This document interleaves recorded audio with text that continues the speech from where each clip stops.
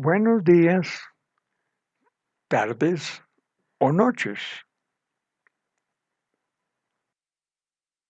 Los seres humanos, en su inmensa mayoría, son religiosos en mayor o menor grado y simpatizan con alguna denominación o congregación. La consecuencia lógica es que la religión forma parte importante de la vida en función de las posibilidades de trascender hacia otra vida mejor, dependiendo de la relación personal con un ser supremo que decide, en última instancia, el destino final. Las creencias religiosas parten del principio de que es necesario alabar, glorificar y acatar al Ser Supremo en busca de su beneplácito a la última hora. Si extrapolamos lo anterior al mundo de la música, no es dable pensar que para el compositor creyente la música sagrada como oración y alabanza sea la más importante entre todos los géneros de su obra musical. Este es el planteamiento de esta presentación. Veamos, ¿por dónde comenzar? Es un tema tan vasto. Bien, ¿qué les parece si empezamos con Satán? Sí, Satanás. ¿Dije Satanás? Sí, ¿por qué no? Existen cultos satánicos en los cuales hay oraciones acompañadas de danzas y cantos satánicos. Además, el hombre de las cavernas no comenzó alabando a un dios, sino al espíritu maligno de la noche, causante de todas sus desgracias, que, por cierto, eran muchas. En cierto modo, y ampliando inmensamente nuestra mente, aceptemos que es música religiosa. Lo apropiado es comenzar por el principio, y este es el principio.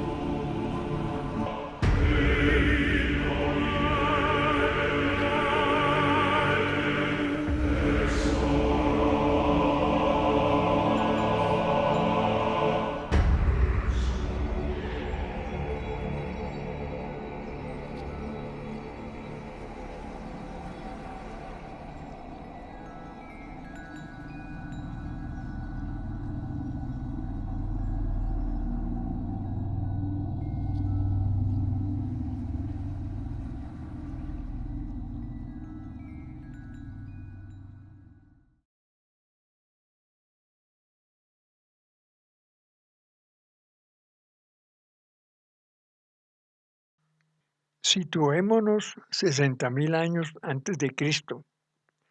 El hombre empezó a inventar algunos instrumentos musicales a partir de huesos y conchas marinas, lo mismo que instrumentos de percusión.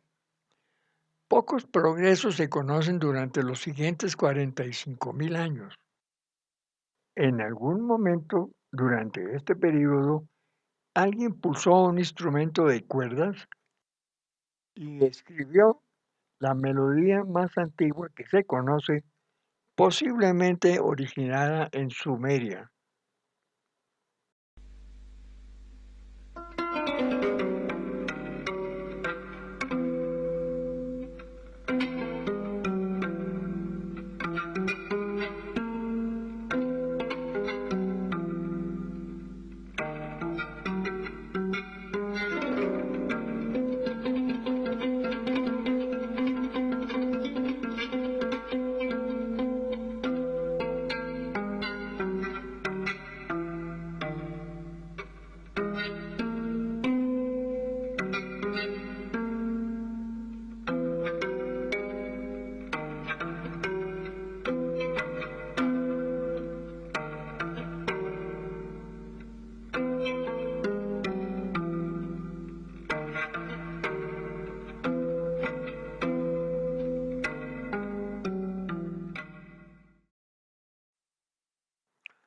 También en Egipto, por estas épocas, podían oírse melodías sacras en honor al dios de la vida y de todo lo viviente, el dios Sol Ra.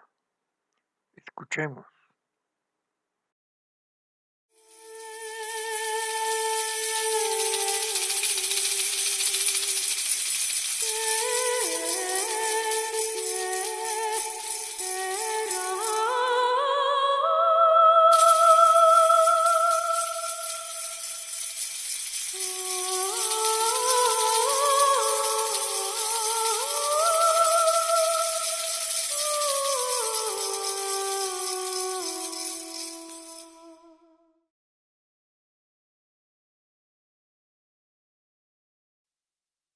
En Israel, David no solo es importante por su combate contra Goliat, sino por haber sido el rey David, ancestro de Jesús y cantor de salmos para ensalzar la gloria de Dios, acompañándose de sus arpas, liras y salterios.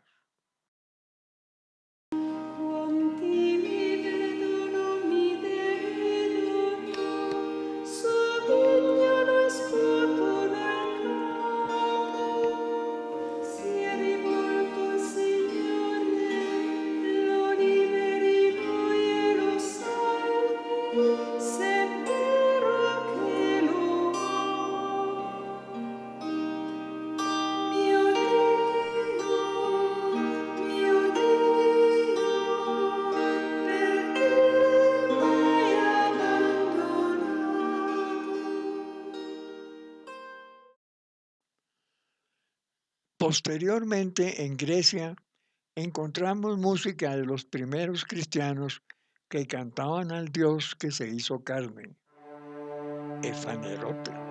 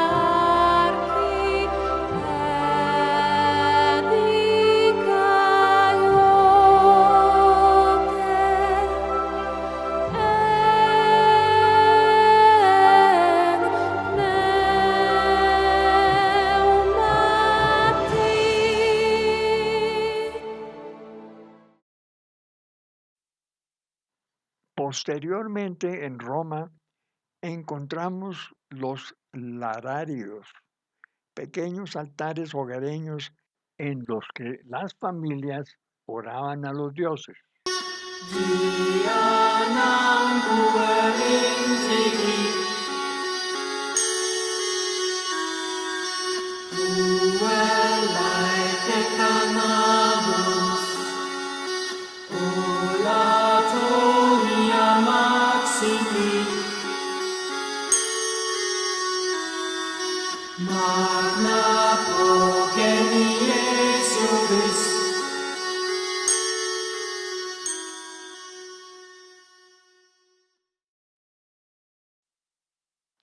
En este veloz salto de 60.000 años por la prehistoria de la humanidad, pasamos por el reino de Sumeria, en Mesopotamia,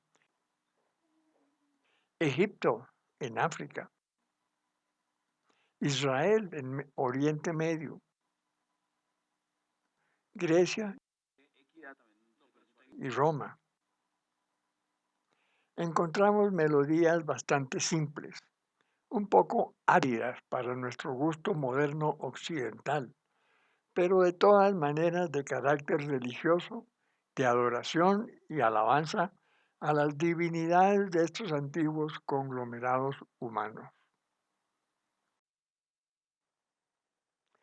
En el año 500 de nuestra era, encontramos los comienzos de la Edad Media y a partir de entonces, la música comienza a tener estructura y musicalidad propias de la finalidad con que fue escrita. Musicalmente, la Edad Media en Europa fue propiedad casi exclusiva de la Iglesia Católica. El Islam, por su parte, se extendió por el Oriente Medio, el Lejano Oriente, África y la península ibérica. En ambos casos, preponderaba la música sacra, inspirada en la adoración y el culto a la divinidad por encima del resto de otras formas musicales dedicadas a los festejos y a la danza. Se destaca el canto llano o gregoriano atribuido al Papa Gregorio Magno para acompañar la oración y los textos litúrgicos.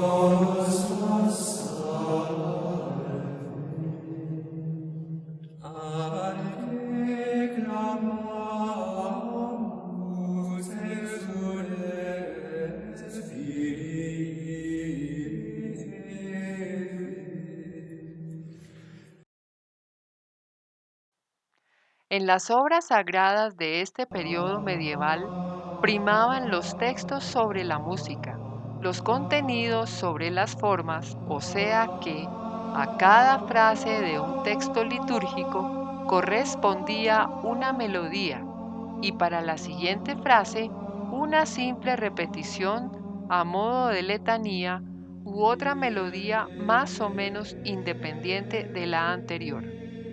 La música servía solamente para adornar los textos y hacerlos más atractivos que el simple rezo. Esto significa que la música por sí sola, sin los textos, perdía toda su razón de ser. Quizás sonaba bonito, pero carecía de todo valor expresivo.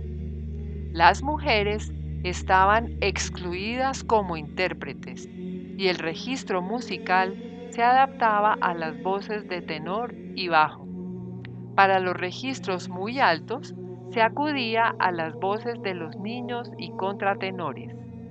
Los instrumentos musicales eran raramente aceptados dentro de la liturgia.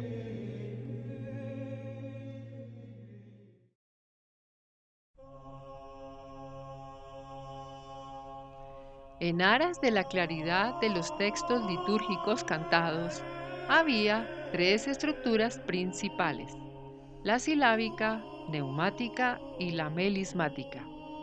La primera exigía una nota para cada sílaba. La segunda limitaba hasta 4 notas por cada sílaba. Y la tercera no ponía límites y era especialmente usada para resaltar la importancia de alguna palabra dentro del texto. El aleluya que aparece en pantalla es un ejemplo de esta escritura melismática. También aparecían piezas musicales polifónicas a varias voces y antífonas con diálogos entre dos coros. Como contraste, vale la pena oír a las iglesias ortodoxas orientales que no tenían tales limitaciones.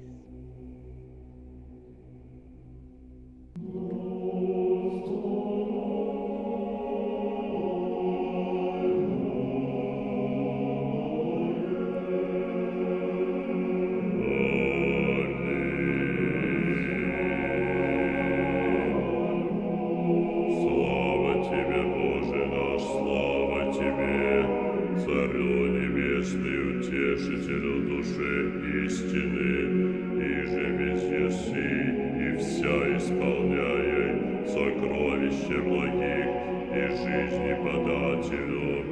Приди и вселися в ны, и очистили от всякие скверны, и спаси блаже души наша.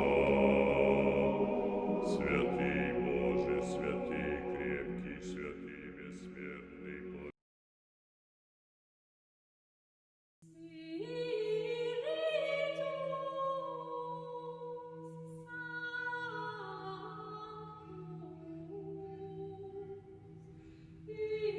En Alemania se destaca Hildegard von Bingen por sus obras en las que logró eludir calladamente las estrictas normas de la Iglesia medieval. La música religiosa fue solamente una de sus múltiples actividades, pues además de ser la abadesa de un convento, era estudiante de física y filosofía, naturalista, poetisa y lingüista. Su fama ha trascendido hasta nuestros días, siendo muy valorada por los musicólogos que destacan la universalidad de su género.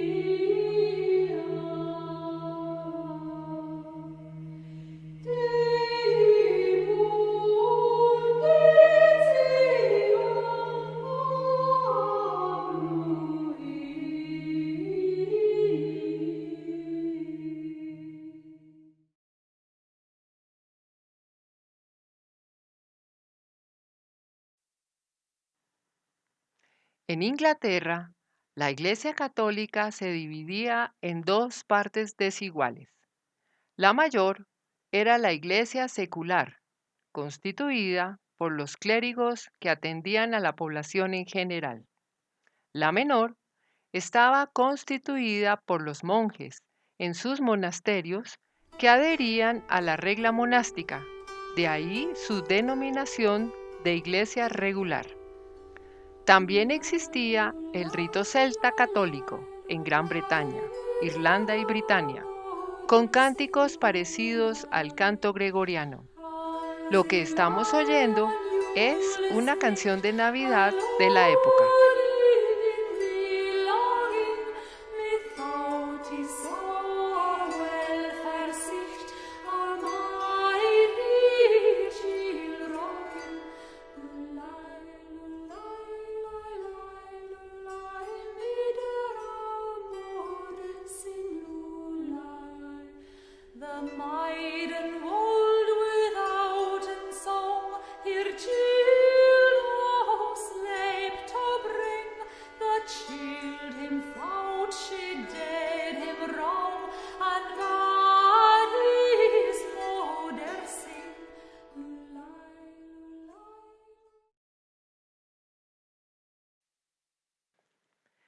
La tradición musical de España, tanto sacra como profana, se caracteriza por su inmensa variedad, acorde con su agitada historia de invasiones y culturas.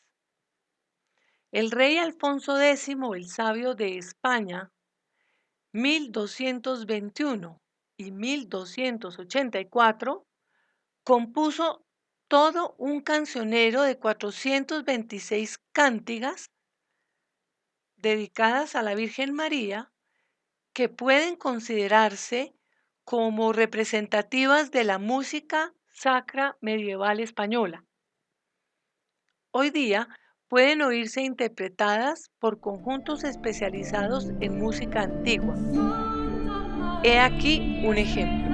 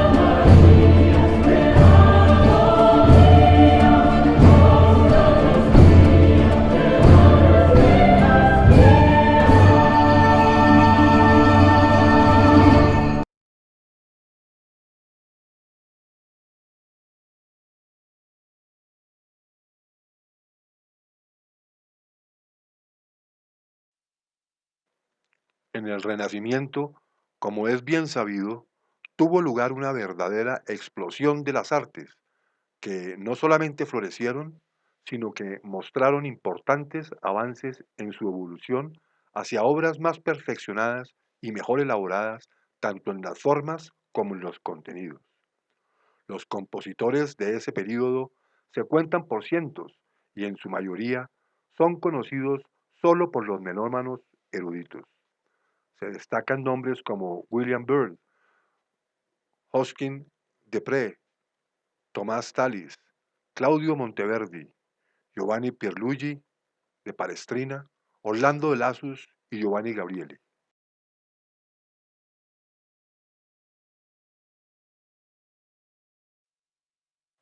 Tres personajes moldearon la música sacra del Renacimiento, además del Concilio de Trento: Ottaviano Petrucci, Martín Lutero y Giovanni Pierluigi de Palestrina.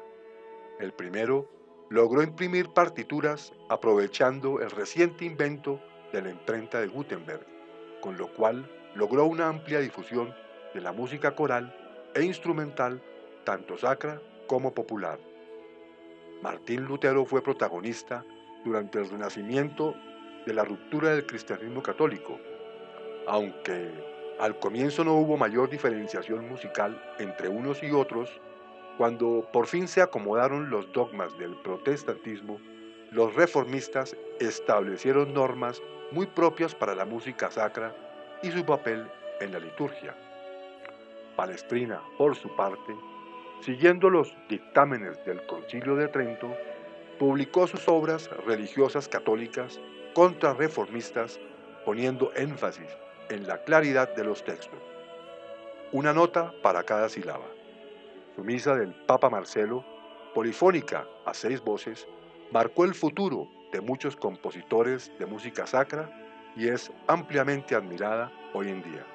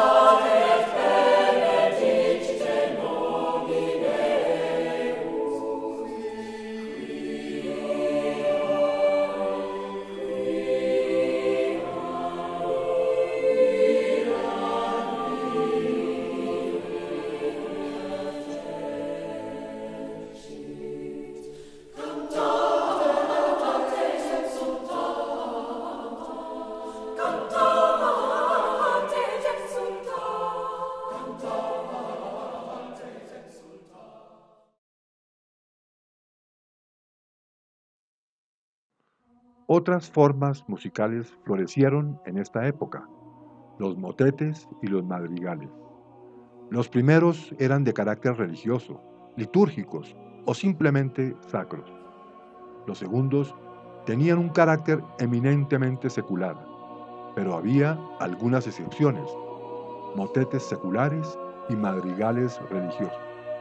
En general, eran composiciones corales cortas, a varias voces, algunos en forma antifonal, o sea, con la participación de coros separados que establecen un diálogo entre sí.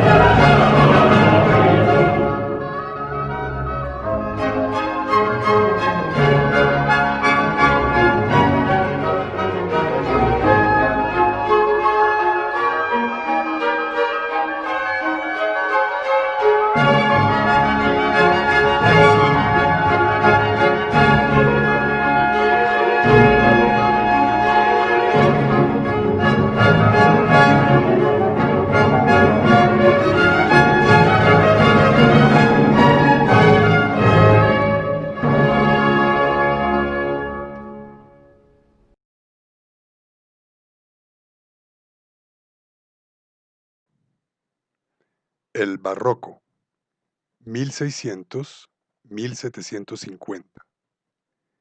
Es un periodo de innovación en la música, incluyendo la música sacra. Lo que acabamos de escuchar, la primera parte del Magnificat de Bach, es una forma de presentar la música de este período. Ágil, exuberante, con temas y variaciones bien estructurados, armonías vibrantes y atractivas, y grupos corales polifónicos de gran musicalidad. Todo esto porque las autoridades eclesiásticas de todas las denominaciones habían cesado de imponer sus estrictas reglas litúrgicas y permitieron innovaciones más de tipo teológico. Todo giraba a fortalecer la fe e inspirar la devoción de los creyentes. Veamos, ¿qué era más apropiado? El conjunto instrumental con o sin grupos corales interpretando obras de grandes compositores al estilo católico, o la participación activa de los feligreses en los oficios, entonando himnos y salmos de fácil aprendizaje al estilo luterano y anglicano. Esta diferencia, derivada de los respectivos dogmas, ha trascendido hasta nuestros días. La música sacra, sin embargo, y a partir del barroco, ha venido a ser un punto de encuentro entre las distintas denominaciones religiosas, entre otras razones porque los músicos que nunca han tenido un estatus social muy alto tienen que velar también por sus finanzas personales, para lo cual aceptan gustosos cualquier propuesta de contratación, viniere de donde viniere.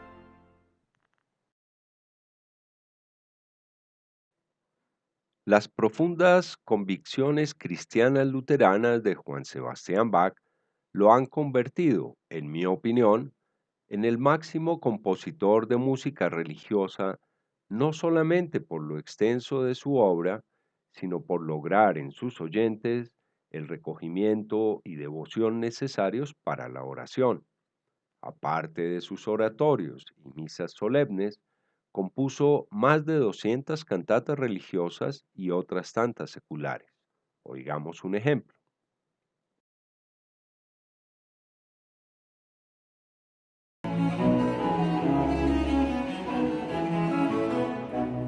Wer bist du? Wer bist du? Frage dein Gewissen, wer bist du? Frage dein Gewissen, da wirst du Sonderheuchelei und du. O Mensch, falsch oder treu, falsch oder treu, dein rechtes Urteil hören müssen. Dein rechtes Urteil, dein rechtes Urteil hören müssen.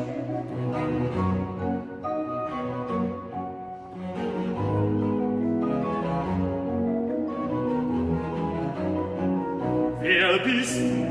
Wer bist du? Frage das Gesetz, wer bist du? Frage das Gesetz, das wird dir sagen, wer du bist.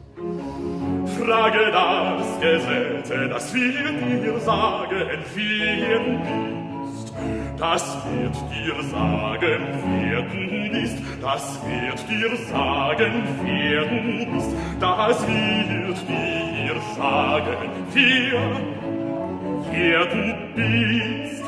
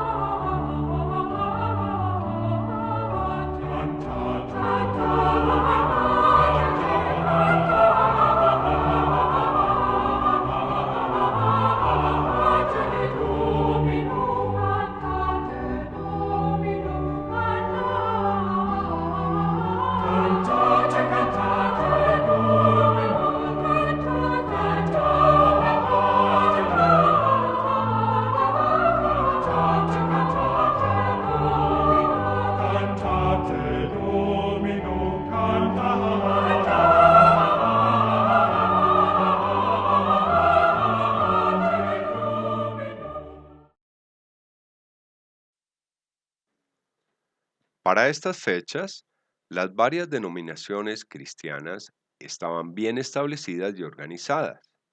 No sorprende entonces que en la época de Navidad surgieran múltiples composiciones que se volvieran populares y que se cantaran y aún se cantan sin distingos de autoría o religión.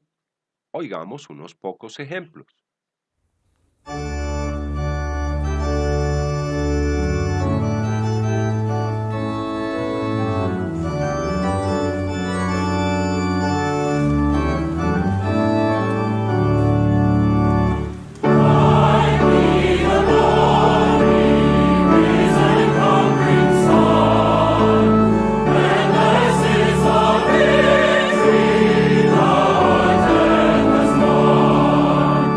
Angels in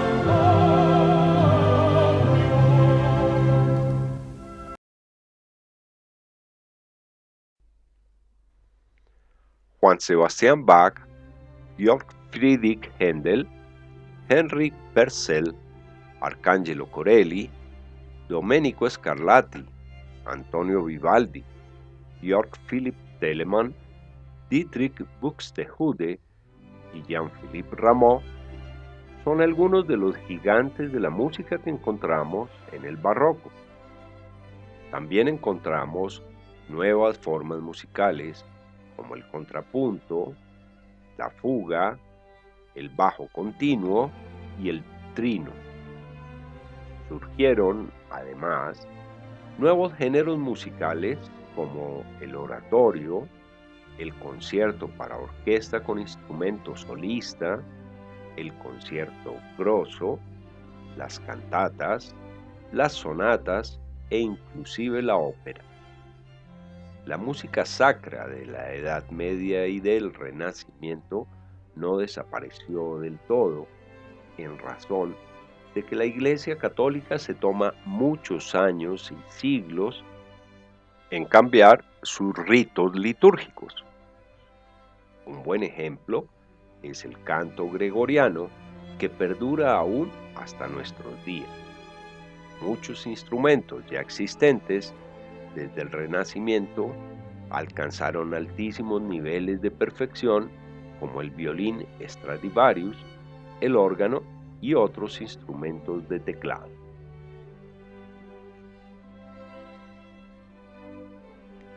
La música sacra en el barroco adquiere dos formas. Una de ellas la componen las obras litúrgicas para ser interpretadas durante los oficios religiosos como medio de oración. Y la otra, la que por su duración o carácter, ya no de oración, sino de entretención, son más aptas para los salones de las cortes, las grandes catedrales en horarios especiales y hoy día en las salas de concierto. En la primera categoría encontramos los himnos y cantos protestantes, las misas católicas romanas y ortodoxas de Oriente, los motetes y las cantatas. En la segunda, los oratorios, requiems de concierto y piezas religiosas no litúrgicas. En aras de la comunicación del mensaje devocional, las voces solistas con grupos corales adquirieron gran preponderancia sobre las obras corales sin ellas.